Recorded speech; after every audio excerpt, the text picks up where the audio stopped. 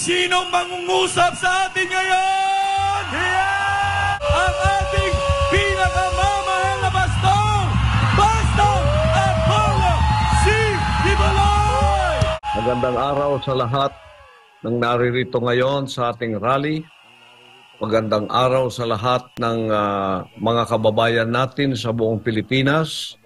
Magandang araw din naman sa lahat ng mga kababayan nating nasa ibayong dagat, lahat po ng mga OFWs at lahat po kayo na nandirito sa ating Laban Kasama ang Bayan Prayer Rally at lahat ng mga Kingdom citizens. Praise the Almighty Father. Lahat kayong mga kabataan, lahat ng mga magulang at lahat po ng mga kababayan nating merong puso ng pagmamahal sa ating inang bayang Pilipinas. Sa atin pong mga katutubo, lahat kayo, mahal ng ating dakilang Ama, alhamdulillah, lahat po ng ating mga kapatid na mga Muslim, lahat po kayo, pagpalain ng ating dakilang Ama sa inyong pakikiisa, at sa buong sambayan ng Pilipinas na nagmimithi ng kapayapaan, kabutihan, at kaunlaran para po sa ating bansang Pilipinas. Nandirito po tayo sa ating Laban Kasama ang Bayan Prayer Rally dahil po sa isang bagay na ating hinihiling sa ating dakilang Ama, na tayo ay mabigyan ng kapayapaan at hindi po magkakaroon ng kapayapaan kung wala pong hustisya. Ito ang rally na hindi lamang po para sa akin. Hindi lamang po nakapalibot ang rallying ito sa katauhan ni Pastor Kibuloy. Ito po ay nakapalibot sa katauhan ng lahat ng bansang Pilipinas at lahat ng mga Pilipinong may mithiing katulad ko.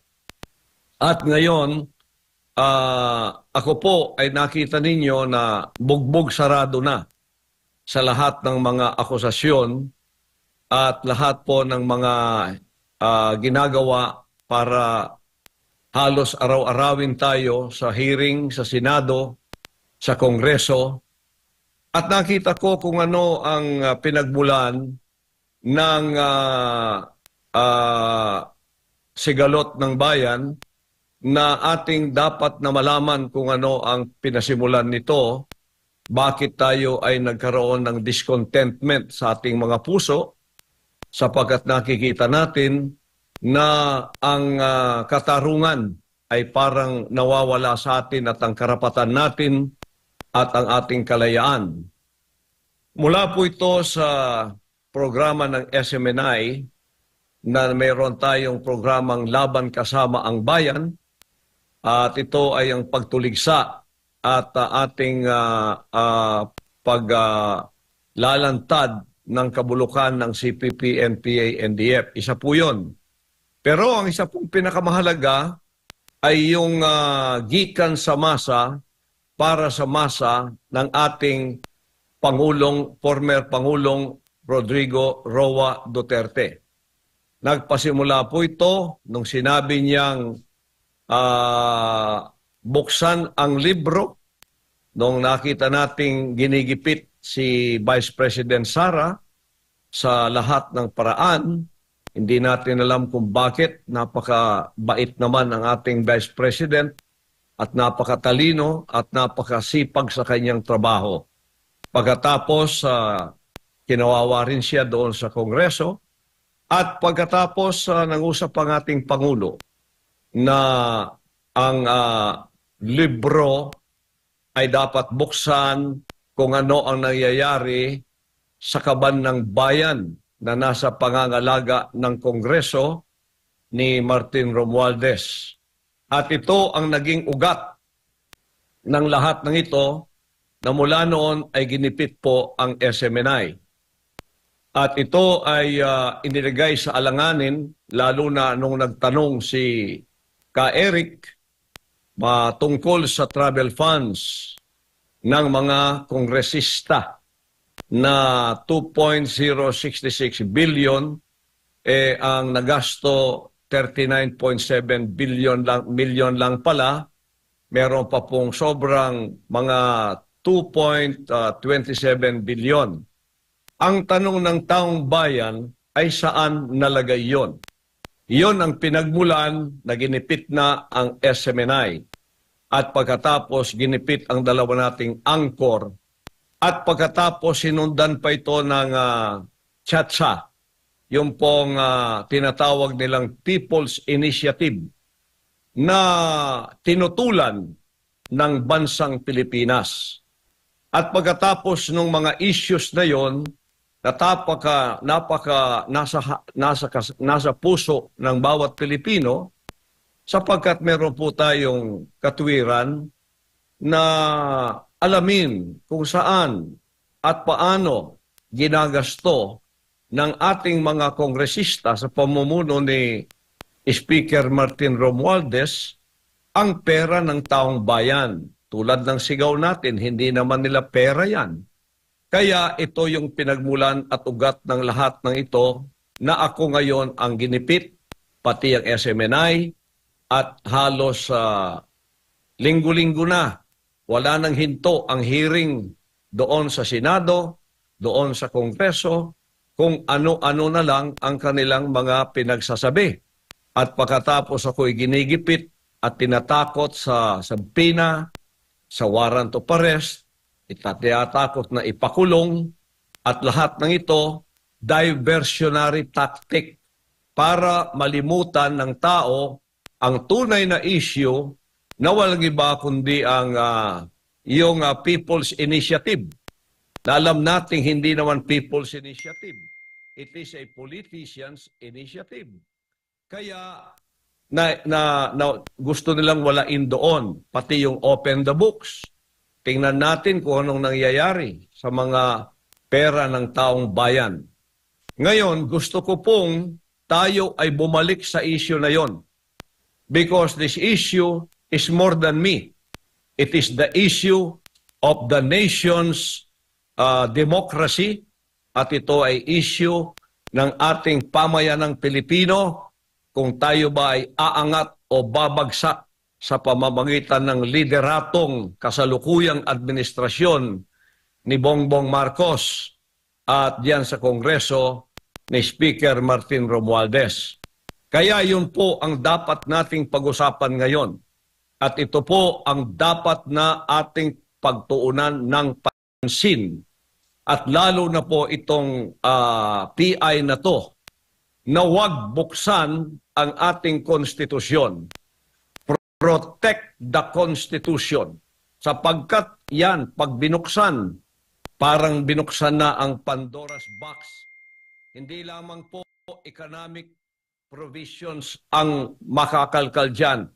Wala na pong limit ang lahat ng gagawin dyan sa konstitusyon na yan. Lahat gagawin na. Pati ang term extension.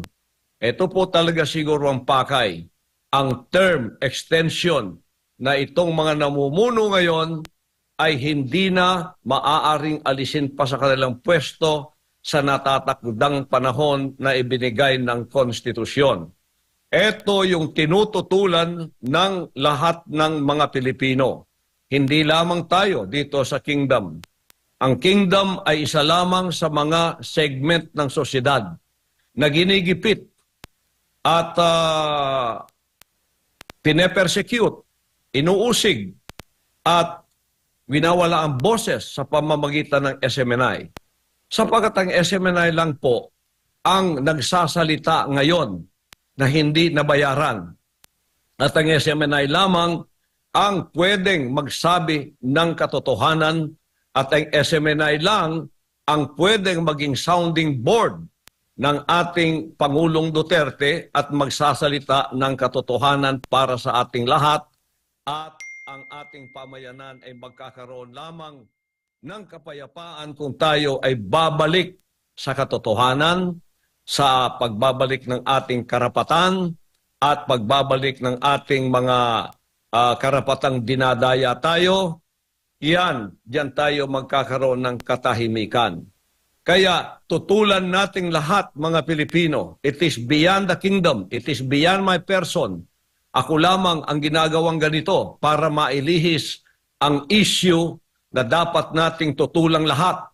Yan ay ang PI na yan. Marami pong meaning ang PI na yan. Dapat nating ibasura ang PI na yan. Huwag nating hayaang yan ay magtagumpay. Biro ninyo, ginagawa na nilang lahat ng paraan, underground, pamimili, kung ano pa, para lang maisulong ang bagay na ito at pagkatapos mamulat at magising tayo, tapos na ang laban at ito ay hindi para sa bayan kundi ito'y para sa kanila. Kaya dyan tayo kung bakit ako ginigipit, kung bakit ginaganito ang SMNI, sapagkat ang agendang ito na kanilang isinusulong ay really for term extension na hindi lamang 6 na taon manunungkulan, kundi habang panahon na gusto nila. At ngayon, pag yan ay natuloy, mawawala po ang posisyon ng Vice Presidente at ang maghahari ay ang Prime Minister sa katauhan ni Martin Romualdez. Papayag ba tayo sa mga bagay na yan, bansang Pilipinas? Hindi tayo papayag. Tututulan natin yan. Diyan tayo magkakaisa at tayo ay sisigaw ng ating mga boses at sasabihin nating ipagtanggol natin ang ating konstitusyon, ipagtanggol ang ating karapatan, ipagtanggol ang ating kalayaan na ngayon ay sinisikil at ibalik natin ang issue ng pera ng taong bayan. Kailangang ipakita ng Kongreso at ni Speaker Martin Romualdez kung saan pumunta ang pera na hinihiling ng taong bayan na buksan ang libro at ipakita ang mga resibo. At pangatlo, dapat na ibasura ang Resolution number 10. Ang Resolution number 10 po ay certification lamang. Kung magre-report sila sa pera, it is certification, liquidation by certification lang. Walang resibo-resibo. Kung ano na lang ang ilalagay doon, yun na lang. Ang hinihingi ng taong bayan, certification by liquidation with receipts.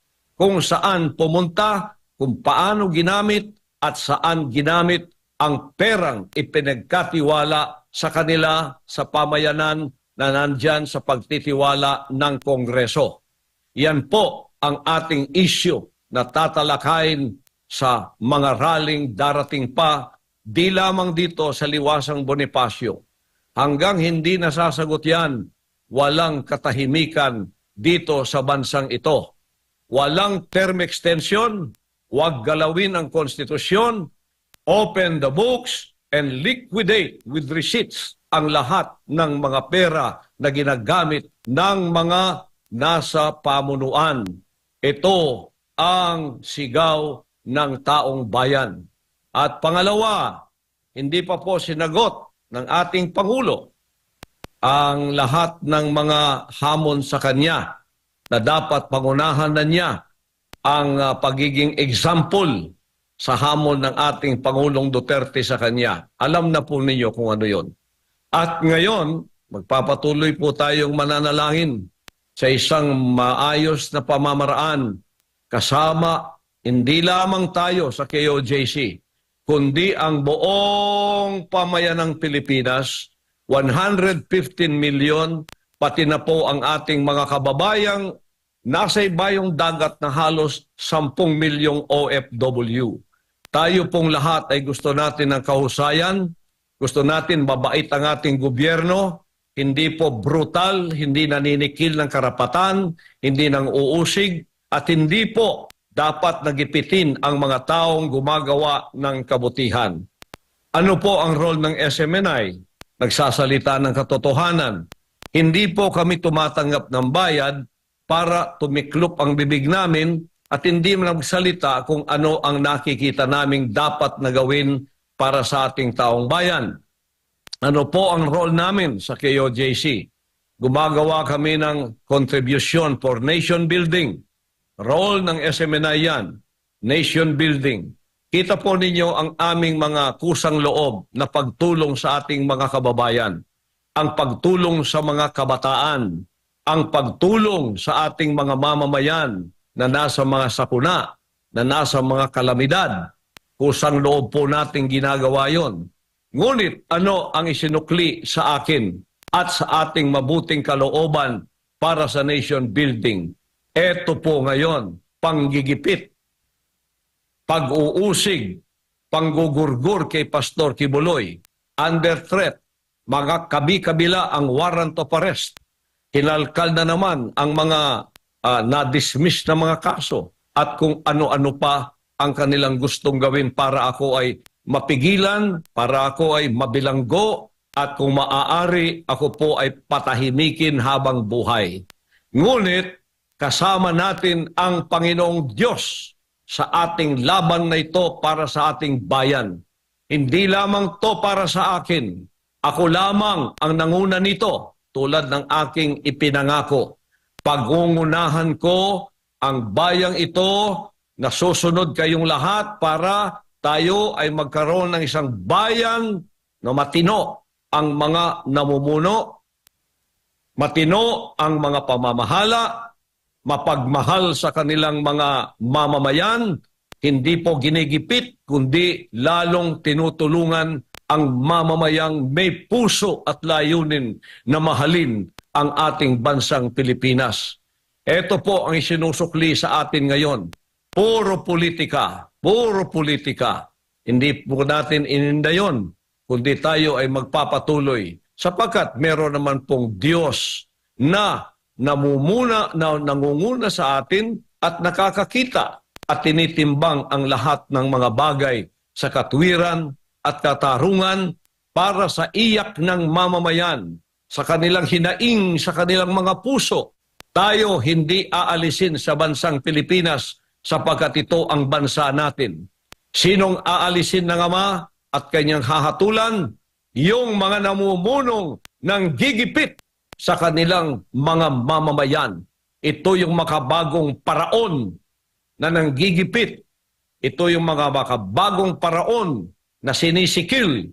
Ito yung mga makabagong mga paraon na dapat na alisin sa kanilang mga pamumuno at ibigay ang kalayaan sa ating bansa na naghihikahos, umiiyak at napakalaki ng paghihikahos ng kanilang mga puso na magkaroon ng matinong leader. Natikman na po natin ang napakagandang pamumuno ng ating former Pangulong Duterte. Naging template po yun. Masaya tayong lahat. Ayaw na nating siya'y umalis sa pwesto. Ngunit tinupad niya ang 6 na taon, masakit man sa ating puso. Ngayon, nasadlak tayo. Wala pang 2 taon. Naghihikahos na tayo. Umiiyak na tayo. Humihingi na tayo sa ating Amang Makalangit. Ama, iligtas mo po kami sa mga mapang-aping kamay, mga mapang-aping, mga mamumuno sa amin. At iligtas mo po ang aming pamayanan, ang aming henerasyong susunod.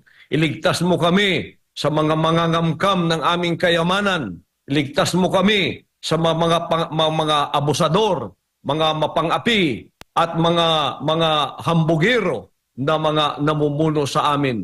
Mulang Kongreso, Senado, sa pamunuan ng Executive, at dyan sa Legislative at sa iba pang mga pamunuan.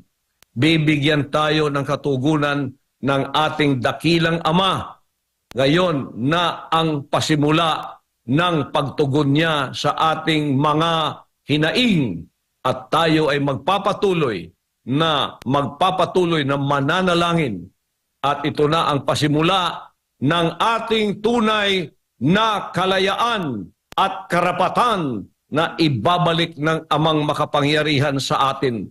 Huwag tayong hihinto hanggang ang katugunang ito na ating hinihiling ay maibigay sa atin. Hindi natin hinihiling ang kaguluhan. Hindi natin hinihiling na tayo ay magkaroon ng hidwaan.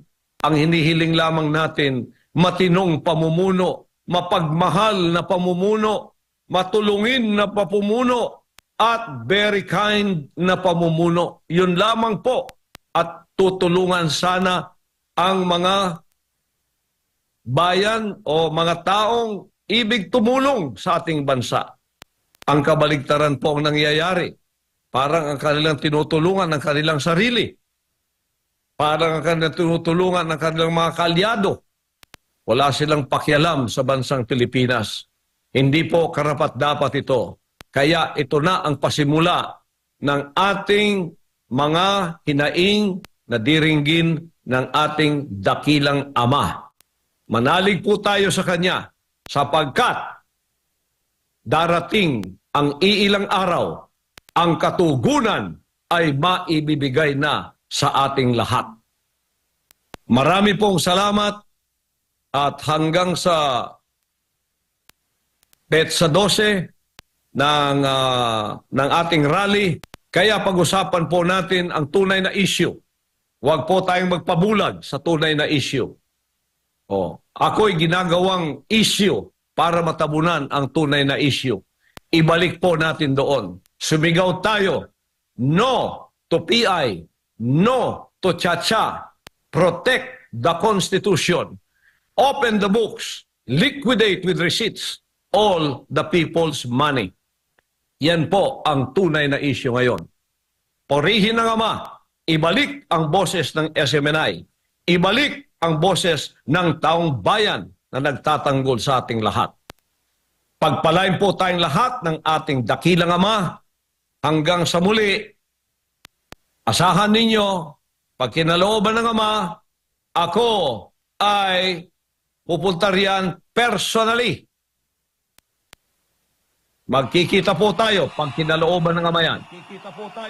Kaya purihin ang dakilang Diyos, ibinibigay kong lahat ng kapurihan at kapasalamatan sa kanyang dakila at makapangyarihang pangalan. Amen.